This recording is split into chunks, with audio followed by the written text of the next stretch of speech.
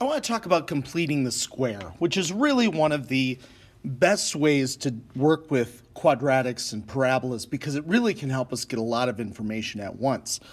Now, the name completing the square. Here's what this really refers to. We are going to attempt to force our parabola, or our trinomial in this case, x squared plus 6x plus 2, to fit into some form where it is some quantity squared.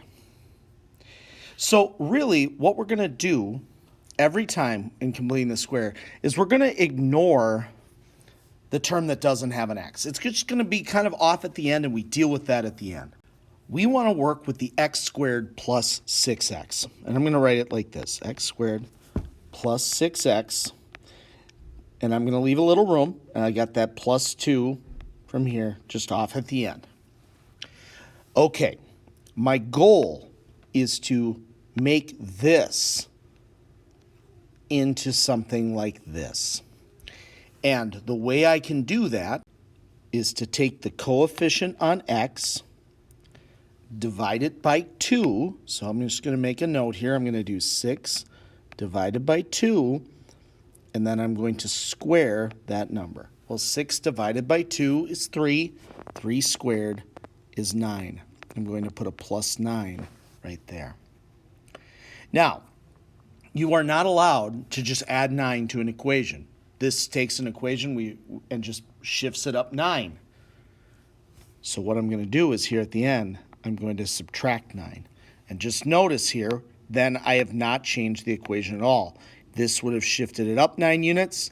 This shifts it right back down 9 units. I still have the exact same equation. Now, 2 minus 9 is negative 7. So that goes right here, this piece. X squared plus 6x plus 9 can be collapsed down to be x plus 3 squared.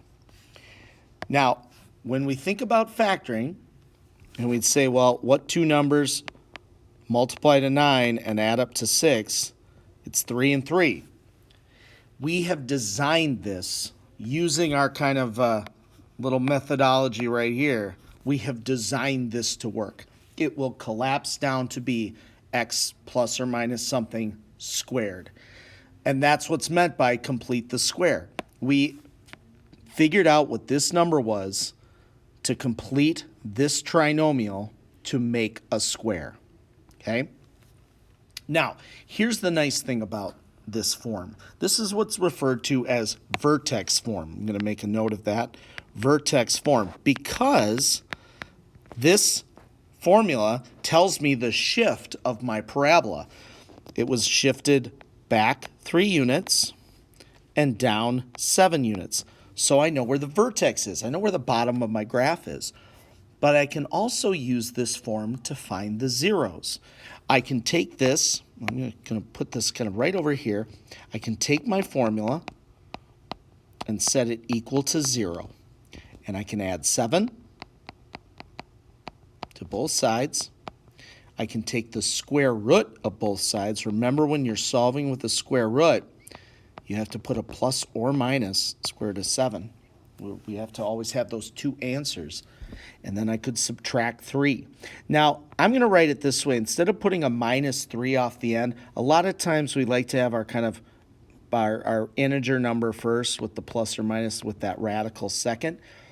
But these are the zeros. This is where it hits the x-axis.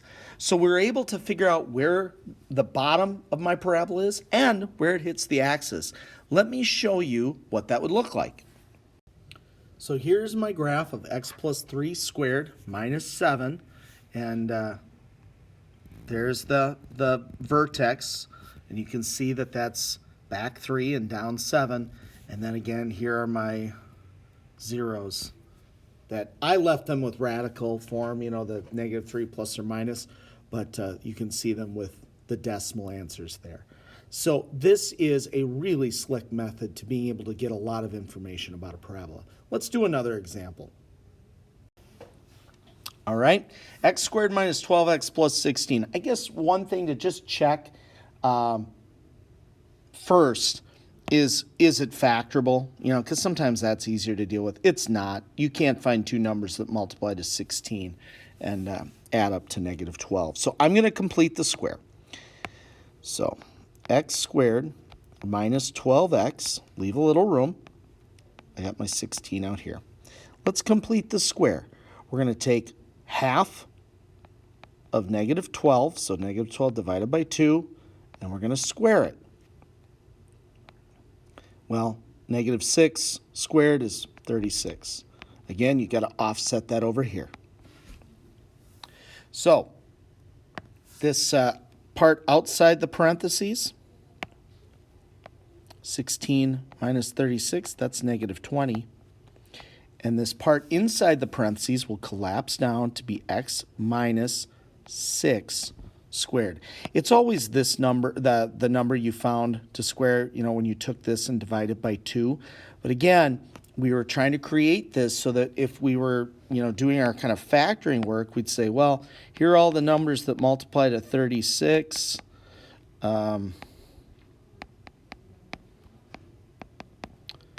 And there's the one that we can get to also add up to negative 12. We have designed this to work, okay? So here's our vertex form. It went forward 6 and down 20. That would be where my vertex is. And if I set this equal to 0, I could figure out where it hits the axis. Add 20 to both sides. Take the square root. Remember your plus or minus. And then add 6. Now, I'm going to just write this because to me, this is completing the square. We've done everything we're supposed to do. We completed the square. We figured out the vertex. We found the zeros. If you'll notice from previous work, this right here, this square root can be simplified. And I don't want to spend a lot of time going into that. I have other videos on that. That's kind of a prerequisite skill. But that's something to be aware of. If you were seeing this on a test or standardized test, it would probably have this reduced.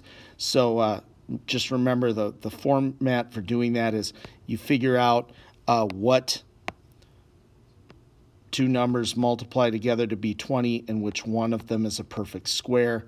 And then you can rewrite it like that. Again, that to me, that's just reducing an algebra at the end. That's not completing the square, but just be aware of that. So always begin, I guess, by checking if it can be factored. When it can't or if it can't be factored, then group up your x squared term and your x term and work on completing it to make it a perfect square. The way we do that, take half of the coefficient of x and square it. Remember to offset that over here. If you add 36, we had to subtract 36 in order to not change the value of the function. And then this all condenses to be x, in this case, because half of negative 12, x minus 6 squared. This takes care of that, and that gives us the form we need to figure out where the vertex is. And if we set it equal to 0, also tells us where it hits the axis. If this video helped you, please like and subscribe for more math help.